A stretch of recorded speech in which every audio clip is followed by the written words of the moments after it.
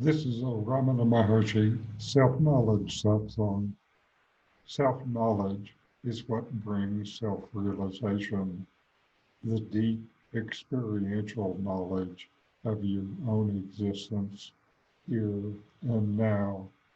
So know yourself and always be free and at peace.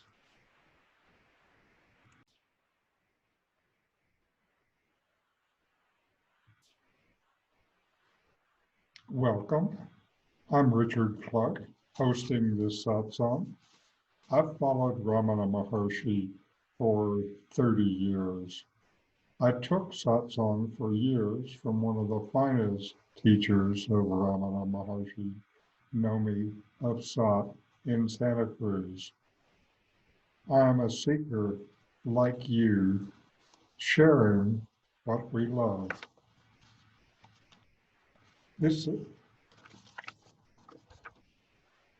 I have been blessed with years of deep teaching. I offer these satsangs to share this with you. This series is a paragraph by paragraph review of Ramana's seminal book, Who Am I?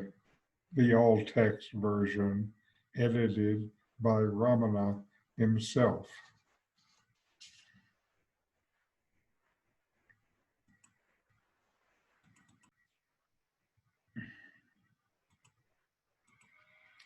And now to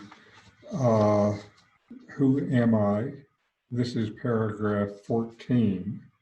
And Ramana said, in this manner, meaning absorption of the mind in the heart by self-inquiry, the mind becomes absorbed in the heart, the ego or I, which is the center of the multitude of thoughts, and pure consciousness, the self, which subsists during all the states of the mind, alone remains resplendent.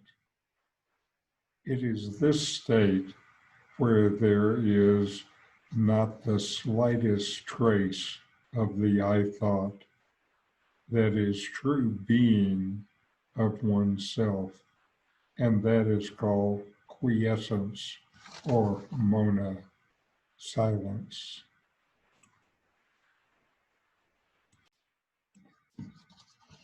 My inquiry brings me to where the mind becomes quiet. I have experiences of greater depth, but these still come and go. Absorption is samadhi in Sanskrit. There are 3 different kinds of samadhi that Ramana talks about. One is experienced as being like the deeply quiet mind during deep sleep. This is called Kevala Nirvikalpa Samadhi.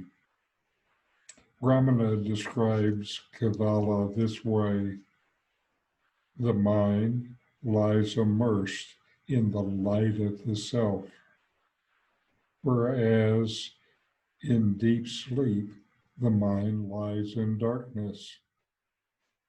Another is Nirvikalpa Samadhi, in which the mind has resolved itself into the self and been lost. This Nirvikalpa Samadhi was the uncaused experience of my teacher, Nome, when he was 15. These first 2 are states affecting the mind. As states, they come and go. Finally, there is Sahaja Samadhi, described as Ramana as the natural state. In Sahaja Samadhi, you are so established in the spiritual consciousness or the self that even while moving and acting, you remain in this inner awareness. Sahaja Samadhi is where Ramana stood. It is also where my teacher Nome stands. Sahaja Samadhi is beyond states. They call it the fourth, or Turiya. Ramana instructs us to look deeply within to what is true during all states of the mind. These three states are waking, dreaming, and deep sleep. What within you is always present in all three states? Now, some notes for practice.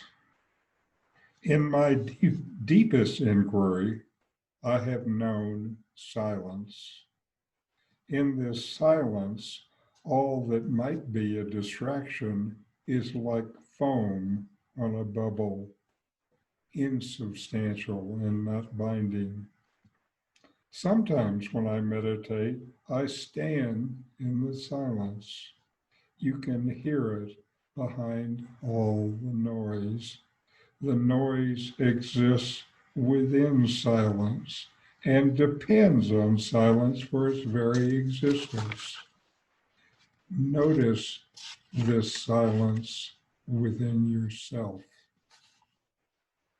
Beneath all your sensory experiences and thoughts, there is this silence in which these all arise. Can you find this place within yourself? Is this quiet ever disturbed? I've also experienced the bliss of being. As I begin inquiry, I look to see my existence. In existence, there is bliss. Sometimes I feel the bliss. After this kind of meditation, maybe my eyes are filled with tears. What is your deepest state? What within you is always? Now to our videos for the week.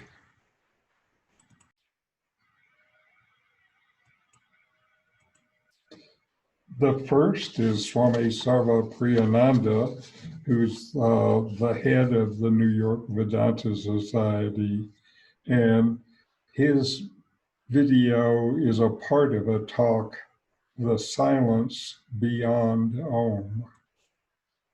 Gamaya Mrityorama Amritam Gamaya Om Shanti Shanti Shanti. Om, lead us from the unreal to the real, lead us from darkness unto light, lead us from death to immortality. Om, peace, peace, peace. Good morning, and we are back again. Yesterday, I was speaking about the Mandukya Upanishad. The talk was on awaken from waking. And now we understand why that title has been given, awaken from waking, because we have three states, waking, dreaming, and deep sleep. And we normally think that the waking is the most awake we can get. Waking plus a cup of coffee is more awake. But waking plus Mandukya Upanishad is really awakening. So that is awakening from waking. Now, that's what the Mandukya Upanishad is about. But I told you only half of it. Cleverly saving the other half for today's lecture. The Upanishad, it's a very small Upanishad, but half of it is about waking, dreaming, and deep sleep, and the fourth, the witness consciousness of waking, dreaming, and deep sleep. Only half of it is about that. The other half of it is about Om. We always use Om while chanting. It is the single most holiest syllable or word in all of Hinduism. In fact, all the religions of the East, Hinduism, Buddhism, Jainism, Sikhism, Om is universally revered in all of these religions, all of these traditions, and from very ancient times, from the Vedas themselves. In Sikhism, the most modern of the Indian religions, which dates back about 600 years, where the highest reality is called Om, Ik Onkar. One Om is the highest reality. Now, Om, of course, as you might imagine, has been interpreted in many, many ways in different traditions. So some say Om stands for the Trimurti, the Brahma, Vishnu, Maheshwara, the God as creator, God as preserver, God as the ultimate destroyer of the universe. Come on in. Is there a chair here? Yes, there's one here. There's one right there. Yeah, wherever you.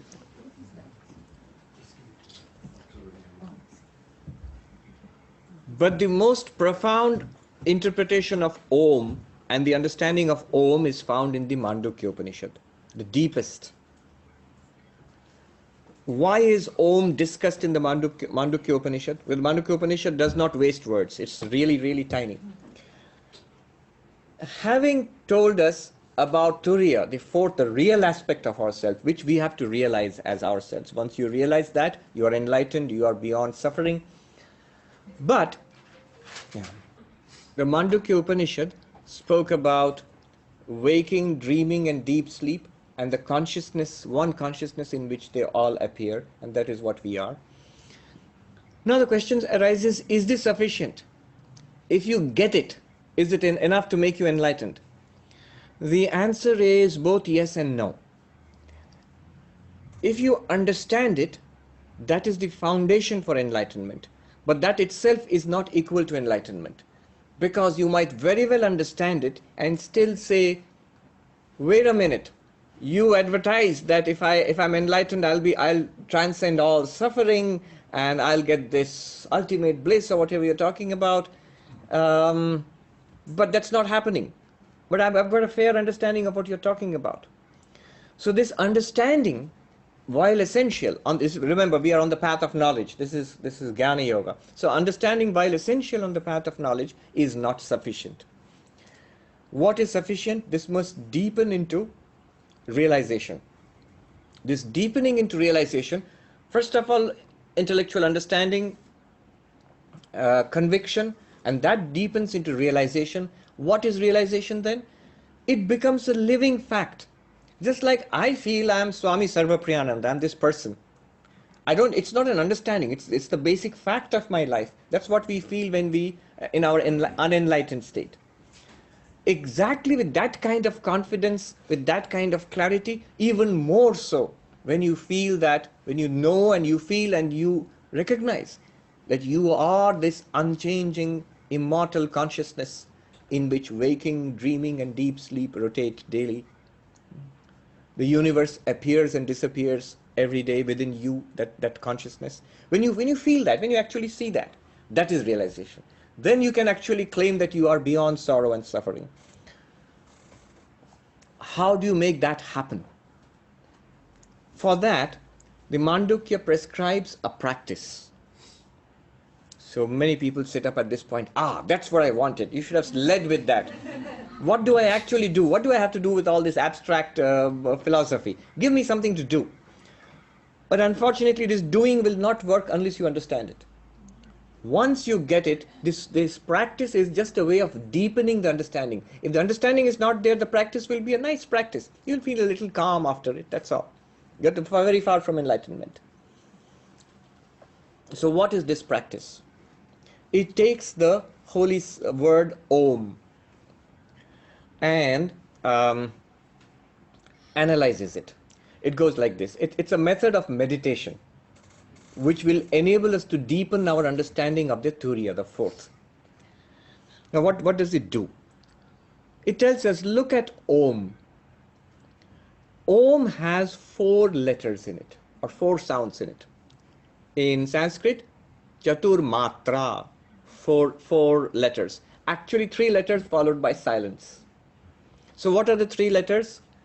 In English, when you write it as A-U-M. So Aum, but don't pronounce it as Aum. That's the wrong pronunciation. Sometimes a little knowledge is a dangerous thing. Without knowing it, when you read it, O-M, and you pronounce it Om, you're actually doing it right. When you say, analyze it further into A, U, and M, I didn't know that. So I must pronounce it as Aum. No, don't do that.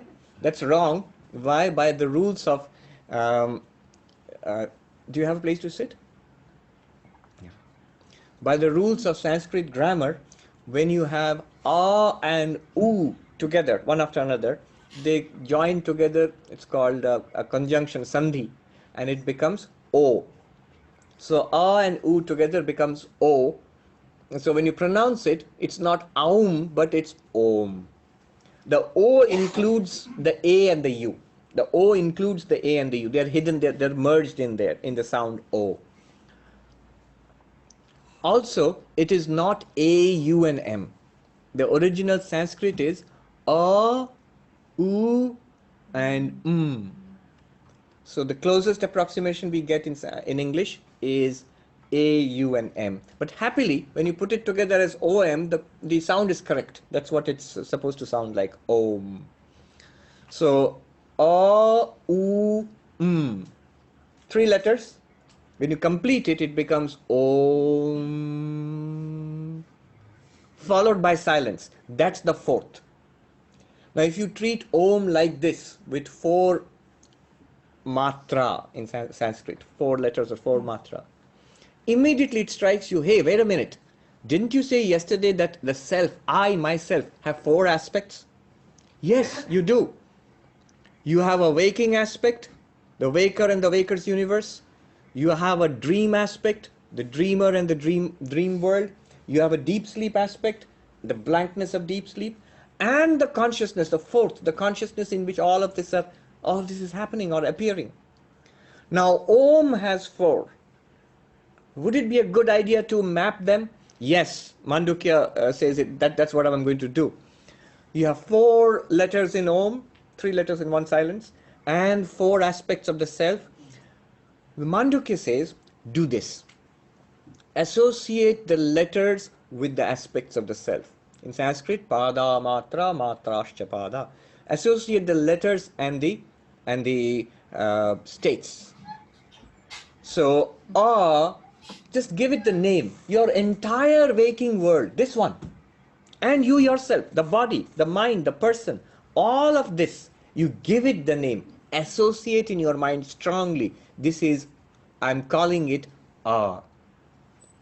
All this is A. That's the name of I, the waker, and this waker's world. A. Go further, we fall asleep and dream. You are there in your dream and you experience a dream world, just like a lot like this waking world, only more fun, or more crazy, more Hollywood. Call it U. Call it U. The AU, the second one, give it the name U. Give it the name U means associate it in your mind again and again, U. And then, please find a place to sit down here. And then, the third one, deep sleep. The M that you find at the end, you take that and give deep sleep the name M. Associate it strongly.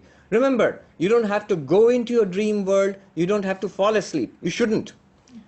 For Jnana Yoga to work, you have to be awake and thinking. So it's all an exercise done in this waking state, remember. So using the powers of imagination, imagine your life, your waking life, that is imagine some dream or all dreams and call it U in your mind.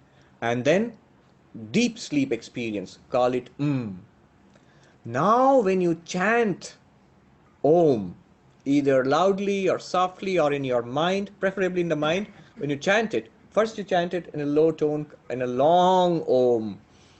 It is called Dirgha Pranava Ucharana. Pranava is the Sanskrit term for Om. So a long stretched out Om. And as you go through the Om, this is something that has to be done.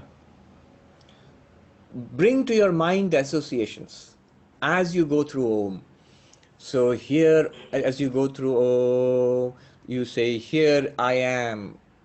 This is the body and mind, this is my history from childhood to teenage to youth to middle age and so on, and this is the world I live in, this is the situation of the world, is the history of here is this earth and this universe and my society and community I live in. The whole idea I have about my waking world, bring it to your mind. This is my life, this is as it fades into ooh, think about your dream world, that I fall asleep and completely forget this world. I completely forget it. I forget that I am on my bed and sleeping.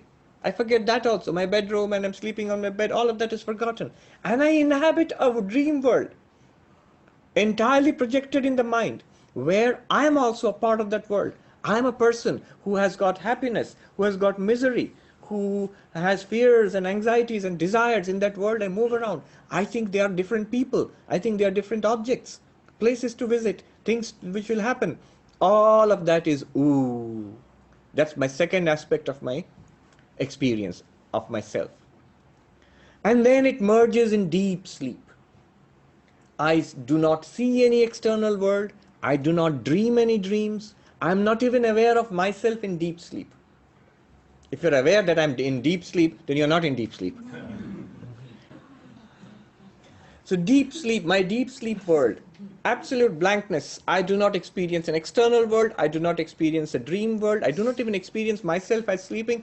The subject and the object are merged in an undifferentiated blankness. And yet it is an experience. As I said, deep sleep is not an absence of experience. It is the experience of absence. I have said this earlier also. Once there was a very interesting conference on consciousness in the Institute of Culture in Calcutta, in Gold Park. So there were scientists, neuroscientists, psychologists, philosophers, and they could not arrive at they still haven't arrived on a definition of consciousness. So the question came down to deep sleep. And a philosopher of Sankhya, Professor Gerald Larson, who's in the United States, he was there. He asked a question to the neuroscientist. He said, "Doctor, in deep sleep, according to modern neuroscience, in deep sleep, is there consciousness?" And the doctor said, "No. As we understand it and define it, there is no consciousness in deep sleep. It's an unconscious state." And the Sankhyan philosopher said, "Well, here is the difference between Indian philosophy and modern neuroscience. According to Sankhya, or according to Indian philosophy, in deep sleep, there is only consciousness." You see, completely from your subjective point of view, you're looking at it from your own point of view. From your own point of view in the waking state, here is this world. From your own point of view in the dream state, here is this dream world. And from your own point of view in deep sleep state, what is there? Nothing. But you have your point of view there. You don't think at that point, because mind is also not working. You don't obviously see or smell or touch anything in that world. So external world, dream world, none of them are there. But yet, you do wake up and say that there was such an experience of absence. In every culture you come across this term. I slept like a log. I slept deeply. I didn't know anything. That means I did not even dream. So that I had an experience of sleep without dreaming. That is an experience, not an inference. Somebody says that, no, don't we infer it after waking up? There was dreams and there was a period of no dreaming, so I infer it. Inference means looking at data and making a connection back again.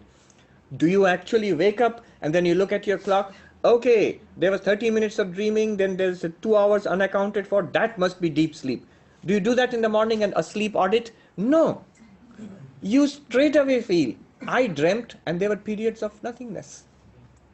There were periods of nothingness. How do you know that unless it's a kind of experience? Just because the mind is not working there, we don't take it as experience because we are used to experiencing things through the mind. So deep sleep is As you do this, it'll actually happen. We'll try it just a little bit for a couple of minutes. You will actually begin to get the intuition that you are not trapped within those states. Those states appear, play around and disappear in you, the witnessing awareness. You will get the intuition of an awareness that you being something apart from them. That silence into which Om disappears, associate that silence with the Turiya, the fourth, the pure consciousness, existence, consciousness, bliss, with yourself. Right now, what is associated with yourself? A-U-M. What Upanishad wants you to do, what Mandukya wants you to do is that your real name is that silence. After A-U-M. Now remember one thing, that silence is not the silence opposed to noise. There is a silence opposed to noise. It's silent, no noise, very peaceful. Moment there is noise, will you say there is silence? No, the silence is gone, it's noisy now. So that silence has a beginning and an end. If there is no noise, there is silence. If there is silence, there is if there is noise, there is no silence. So that way. But this silence which the Upanishad speaks about is a silence which you find at the end of Om, but also the silence underlying Om. It's something that seems to get hidden, covered by the presence of Om, but it's there. What is precisely meant by silence in Om, this is the most important point. This is what you have to look out for. As Om fades into silence, you are the witness of that silence. So the silence after Om means the witness consciousness. I'll repeat that any number of times. The silence after Om is not just an absence of noise. It's you, the consciousness, who experiences the silence. It's silence permeated by the light of consciousness. It is silence permeated by the light of consciousness. It is you, the consciousness, who you experience, see, within quotes, that silence, or hear that.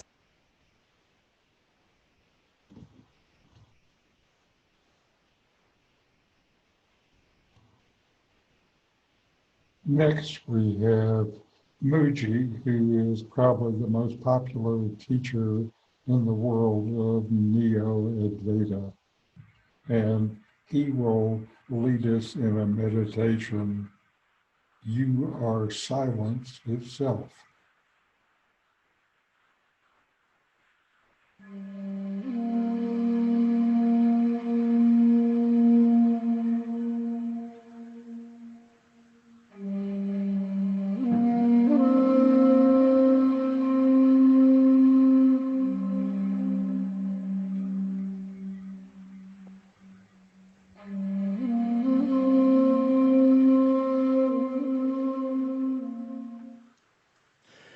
Try and feel just a sense of being. You don't need to be imaginative for this. So don't create, nothing to create. Simply, just by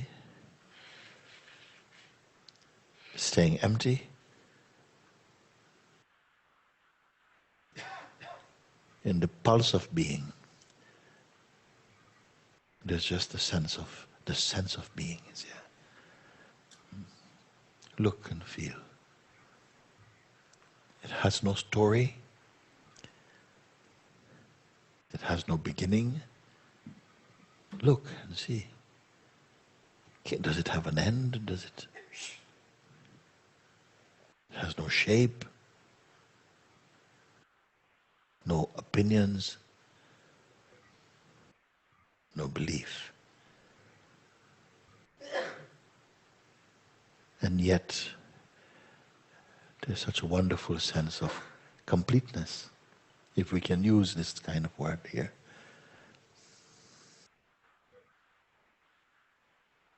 Just a feeling of presence.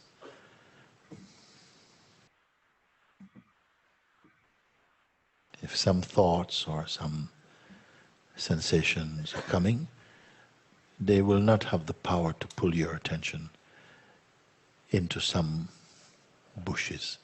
They're just the sensations. And there's no energy needs to be exerted for them. Stay only with the sense of presence. This is nothing difficult.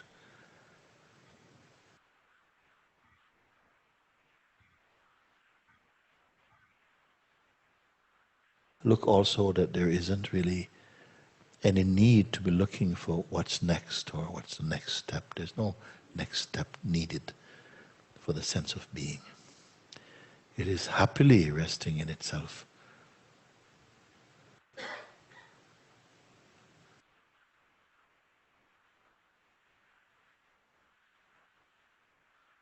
You're not a part of a clan or a member of anything at all.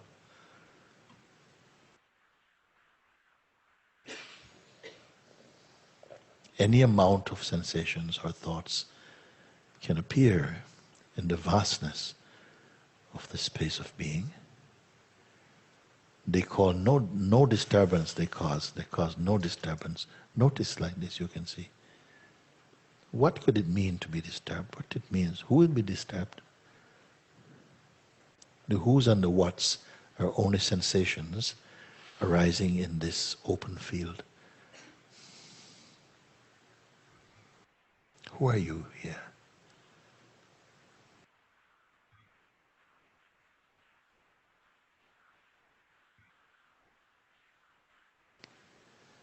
The sense of past and future and dreams, aspirations, personhood, relationships.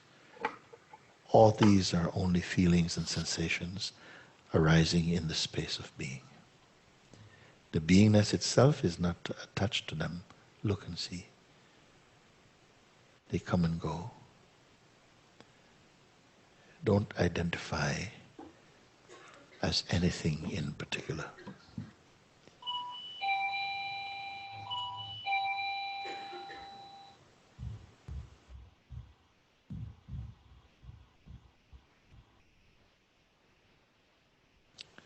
Don't spend any time with your mind now. If you want to later, you have enough time for that. But here, just be by yourself. But this is not anything personal.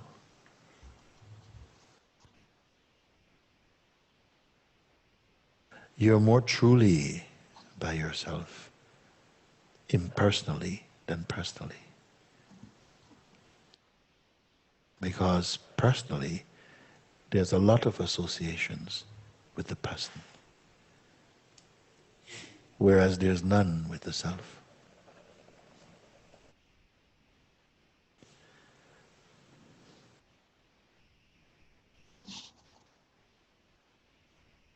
Look how it is and feel to be without waiting. You're not waiting. No expectations.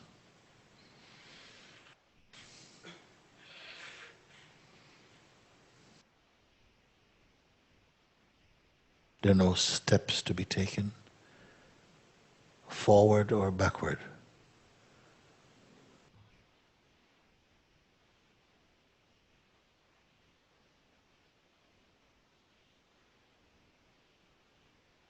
You are silence itself.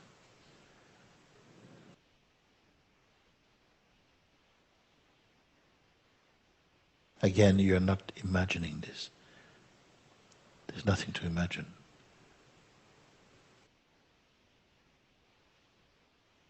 Beingness does not need imagination. It is already a fulfilled state.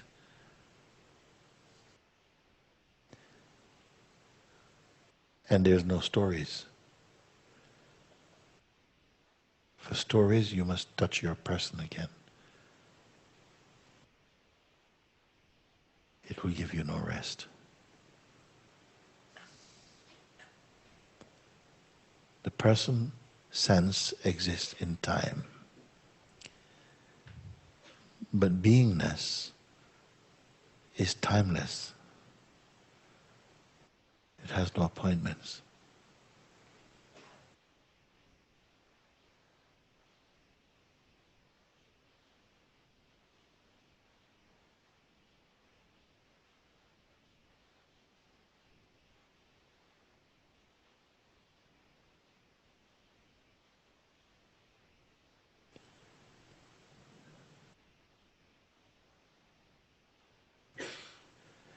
There's nothing to control.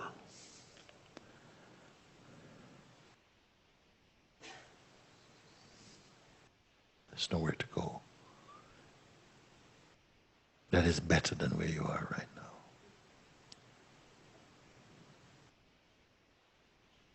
Nothing is wrong with the sense of coming or going.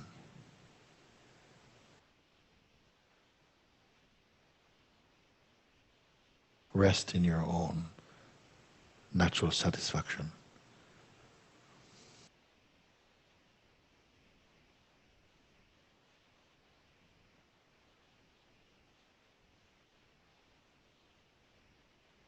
You are not invited to develop some state. You're only paying attention to what is effortless in yourself already.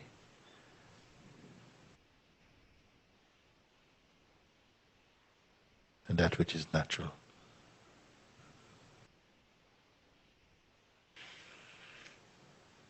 That which is natural does not have to be kept up. It keeps itself.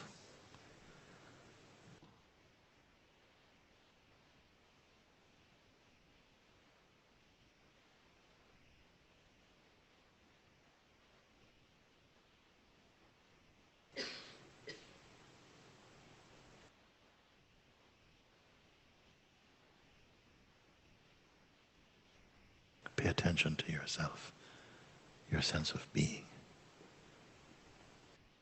Where did it come from? Or did it come at all?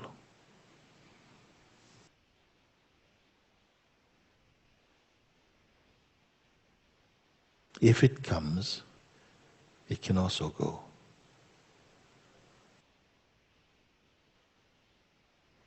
But if it was merely hidden and was always here, find what hides it.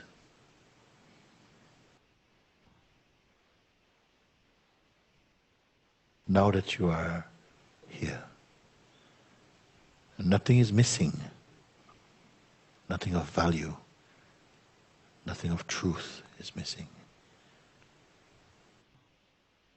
Look,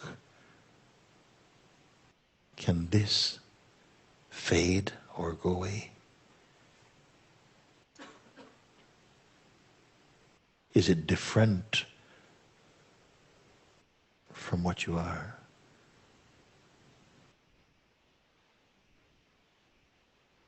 Does it belong?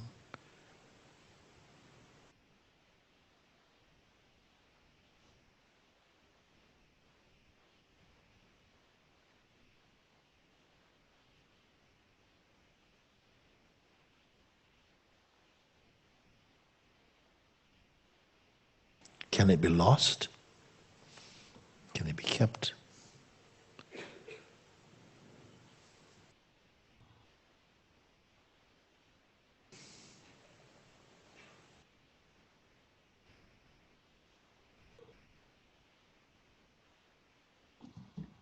Can it be disappointed with you?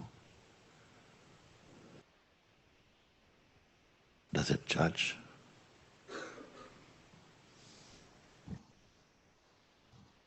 Remember this deep inside your being.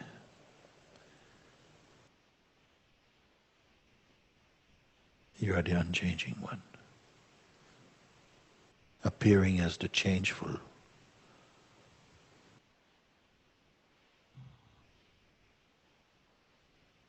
But the changeful you perceive. Because it is momentary and belongs to time. Yourself you cannot perceive independently. You can only be. And you already are.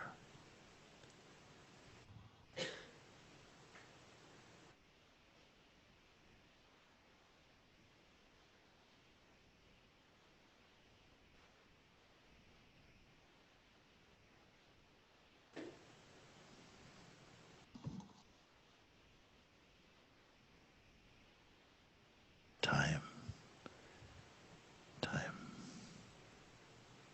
What is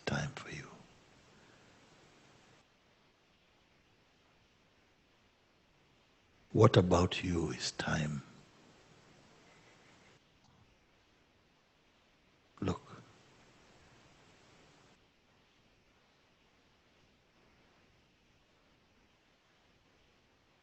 What about you belongs to time?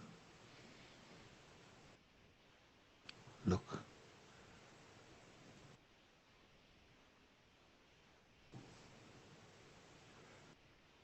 Are you dreaming this?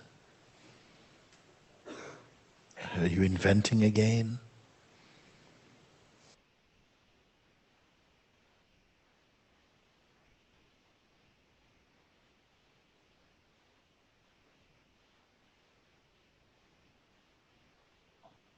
No.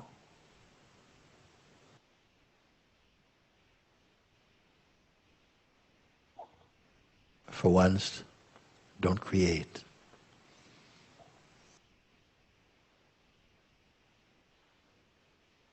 Simply see, feel, be.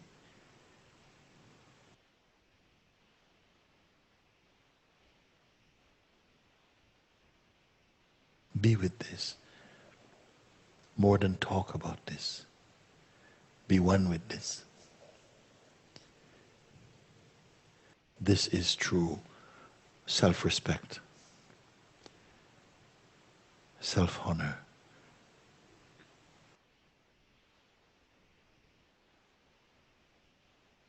To not allow mind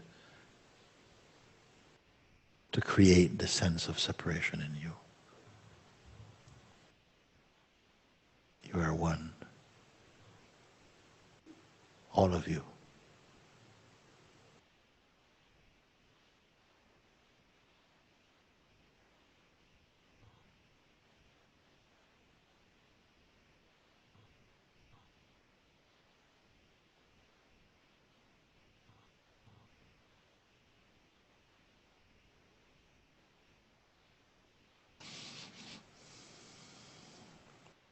As we come to the end of this satsang session, it should not make any difference to you internally. Just on the surface, things will move into whatever they need to be for the moment. But you stay as the unmoving seer, the undivided one. It takes no effort.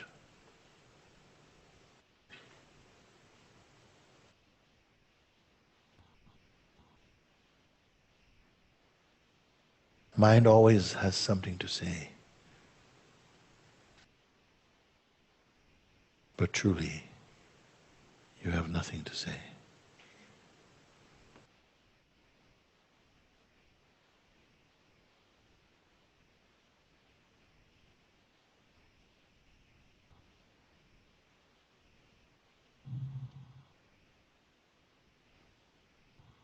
Thank you. Oh.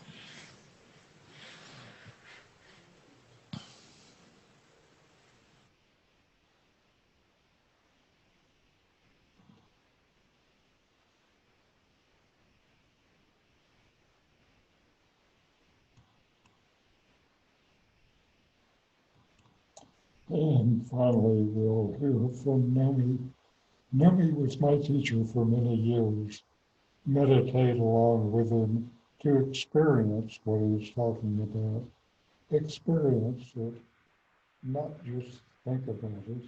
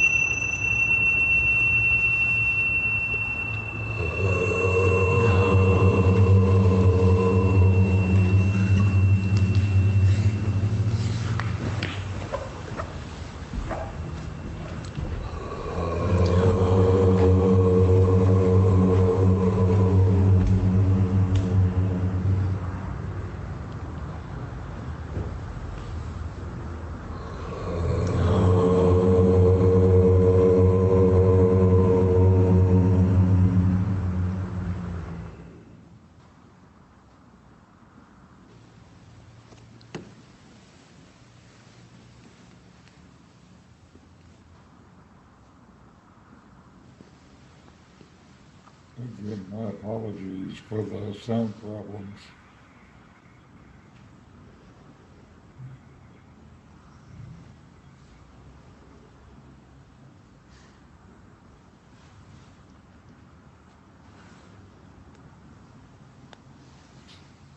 As it is never a known or unknown object,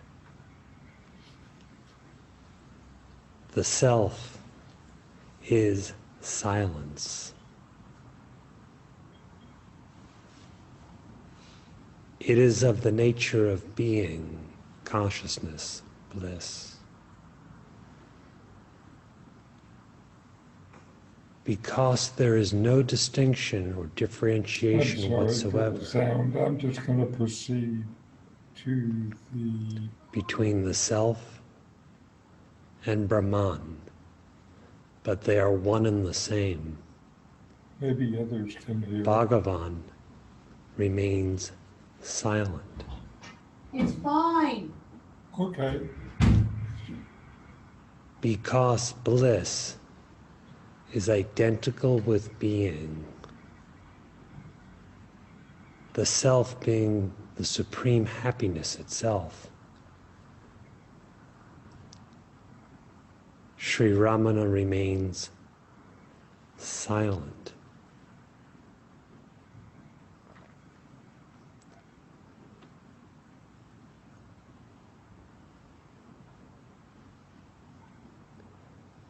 Because all of the seen is inseparable from the seer. And the seer is never a seen or unseen object, but it is in essence beyond the triad of seer, seeing, and seen. And because in the realization of the self, the idea I saw is absent, as well as the idea I did not see is absent. The Maharshi remains silent.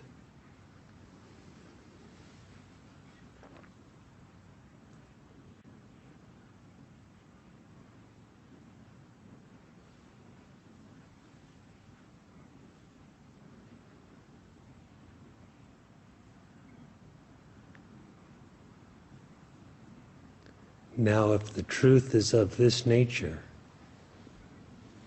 how is it to be realized?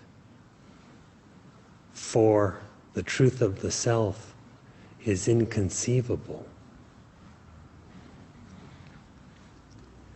Indeed, concepts of any kind merely obscure through imagination the real nature of the self. All of the concepts are for the conceiver, pertain to the conceiver, are imagined by and supported only by the conceiver.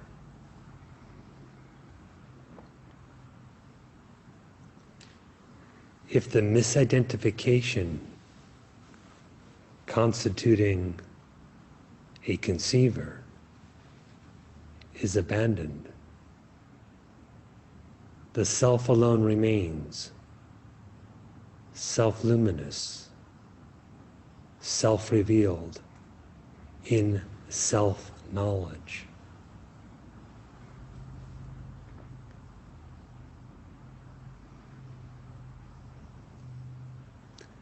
Listening to the spiritual instruction regarding the truth of the self, reflecting upon it, deeply meditating upon it, becoming absorbed in it. It is imperative that the definitions of the conceiver, starting with the notion I, and inclusive of the form of the body, be relinquished.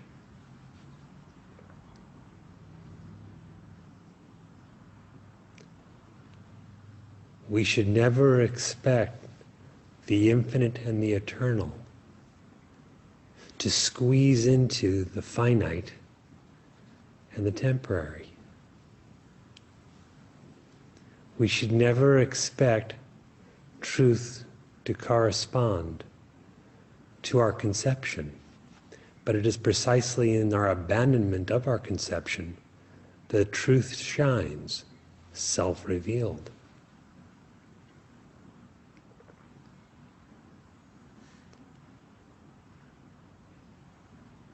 For this purpose, then, there is self-inquiry.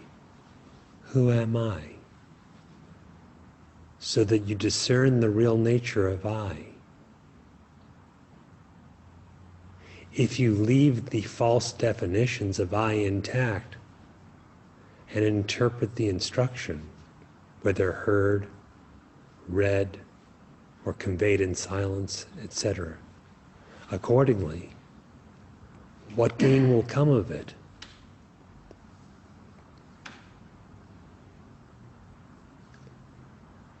It is precisely in the dissolution of the preconceptions that one really hears, can actually reflect upon it, actually deeply meditates upon it, and absorbs it by being absorbed in it.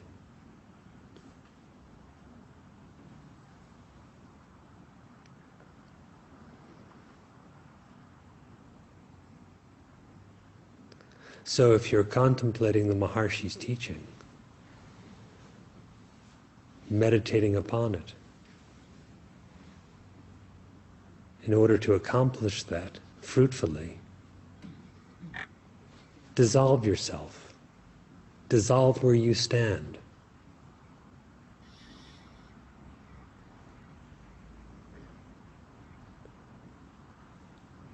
Dissolution comes by inquiry. Question what you regard as real, what you regard as yourself. What you regard as real is invariably intertwined, inseparably so, with what you regard as yourself.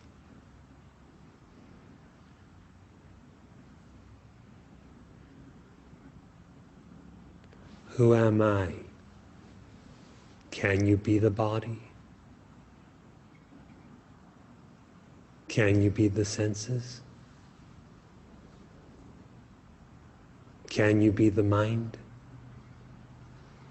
What is it that is referred to as I?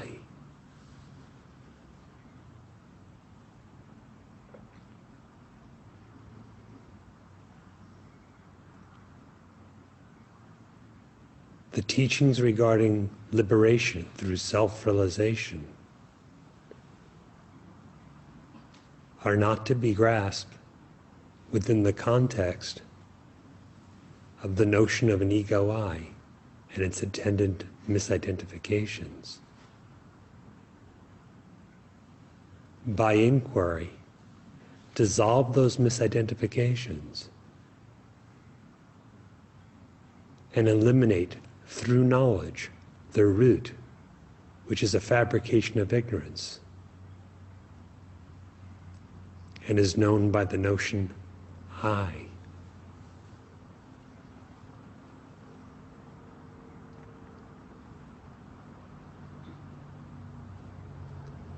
Liberation then is not for the I or within the I as an individual, but it is liberation from the individual I.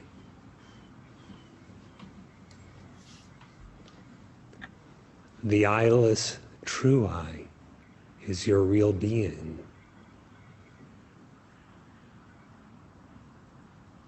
And it is that which is perpetual silence.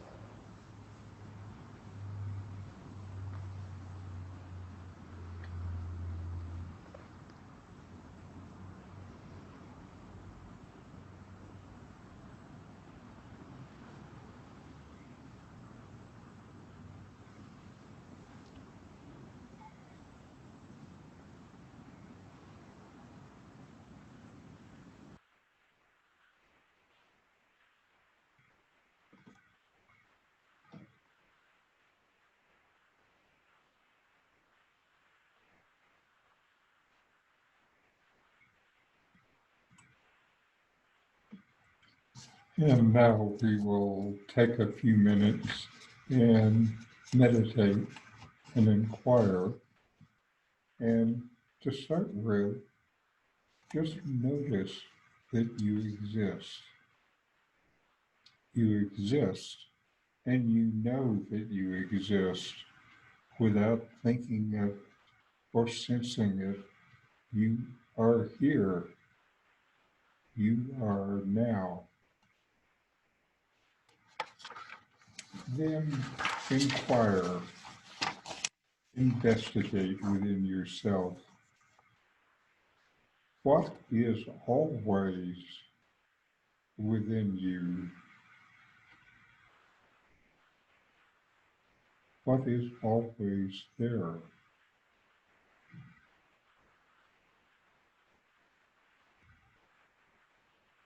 You might not notice it. You notice the sense experiences, but it's always there as the substratum of the senses and your thought. What is always within you? And what comes and goes? So many thoughts come and go, experiences, ideas, feelings come and go. But there's something that's always there. What is that? And how can you be anything that comes and goes?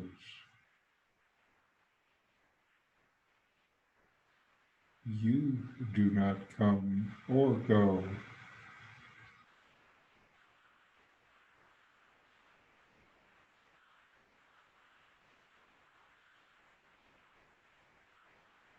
What is always within you?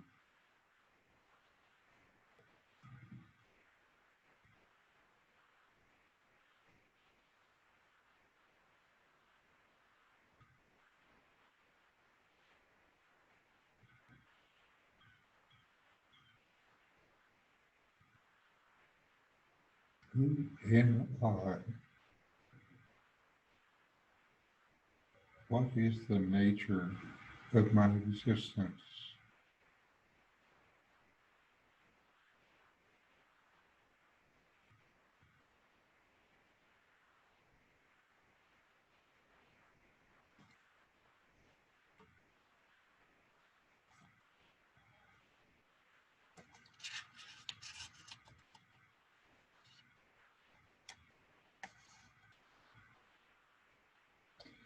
All right, let's close with a short chant.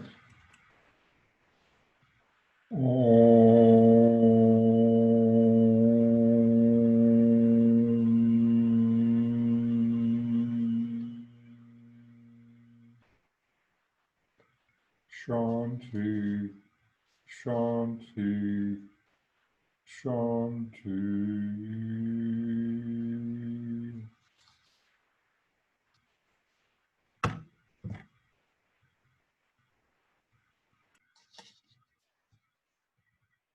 Thank you for watching today.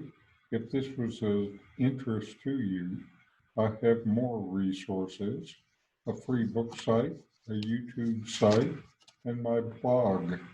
The URLs will be on screen next. And there will be more of these satsangs in the following weeks as we continue with these series based on the Ramana book, Who Am I?